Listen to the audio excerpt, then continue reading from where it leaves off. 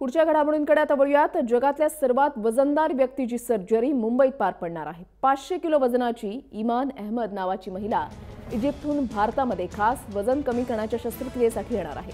मुंबईच्या चर्नी रोडवरील सेफी हॉस्पिटलमध्ये इमानसाठी खास खोली तयार करण्यात आली आहे। 36 वर्षीय इमान वजनामुळे गेल्या 25 वर्षात घरातून एकदाही बाहेर पडली नाहीये, मात्र खास शस्त्रक्रियेसाठी ती भारतामध्ये येणार आहे।